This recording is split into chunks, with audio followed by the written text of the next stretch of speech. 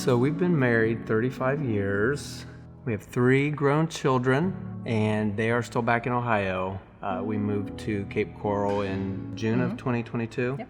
One of the priorities for us has always been family, and we have prayed and sowed into our family and our children. We were the family that had our children in church, Sunday morning, Sunday night, Wednesday night. We had come down to winter here for about 6 weeks 3 years ago.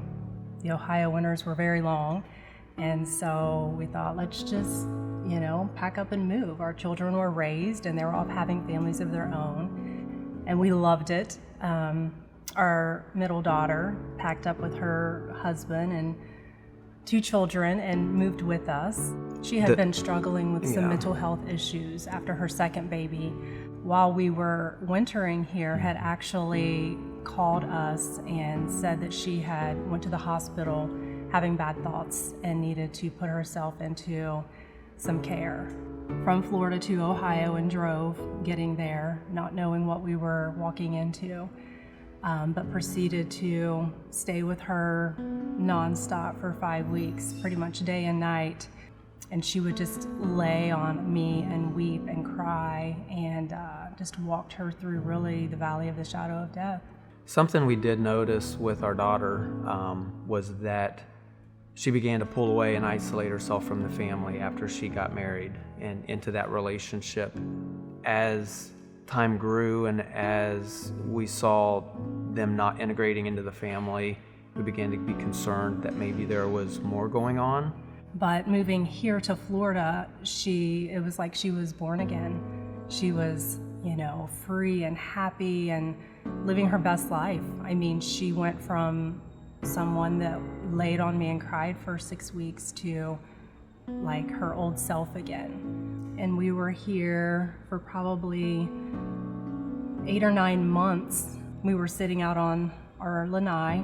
Our son-in-law come banging at our door one night, and we could tell something was extremely wrong. He was just beside himself, freaking out.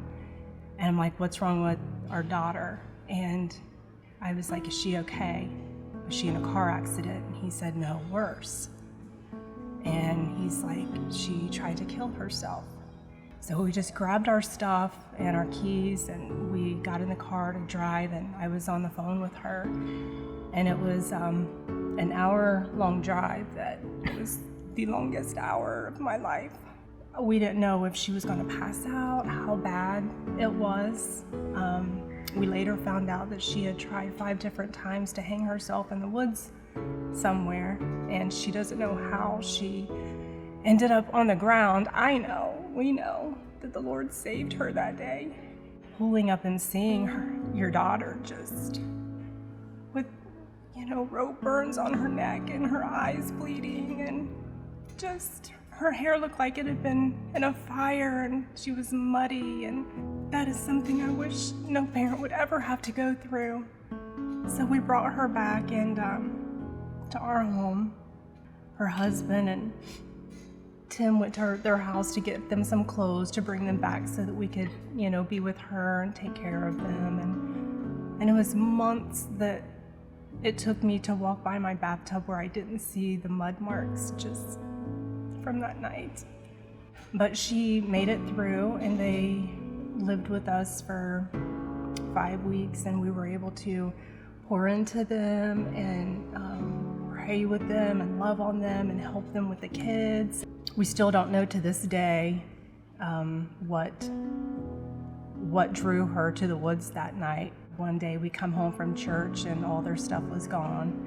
They had packed up and moved back to Ohio pretty much in the middle of the night without telling anyone, and had blocked all of our phone numbers. And so we were not even in touch with them for 6 months, not knowing if she was dead or alive, just trying to get information through other family members. The morning of her attempt, I was actually in my prayer closet, and I had journaled. This was at 9 a.m. Her attempt was between 4 and 5 that night. And it said, my heart is so heavy and deep in intercession. It's such a weight. I feel it may crush me at times. Teach me how to pray, how to direct them. I feel so helpless in knowing how to reach my family. I'm a doer, and if there's anything I can do to help awaken them, please tell me. I won't give up. I won't relent in intercession.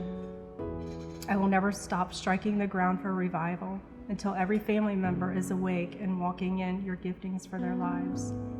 And I look back on that, and even then as a mom, the Lord was there prepping my heart and prayer and interceding for something that could have turned out so differently. It was difficult for us in so many ways to find God's purpose and plan in the mess of life that we were walking through. Never in a million years would we have ever thought that as a family we'd be walking through this kind of crisis. Over time, we began to see my daughter warm up. It'd start with a little text to my wife first, sort of testing the waters and being able to actually visit with them and see her kids, to just recently welcoming our 7th granddaughter into the family, which was her 3rd daughter. So we have seen the progression of God move and restore and reconcile relationships. We know that we're still in the middle of the journey because we still have people in the family. We still have to reconcile with her husband. We still have to mend the family, but we know that God is faithful. As we're celebrating Stand Firm and You Will Win Life, I know God's life is His promise to us as a family.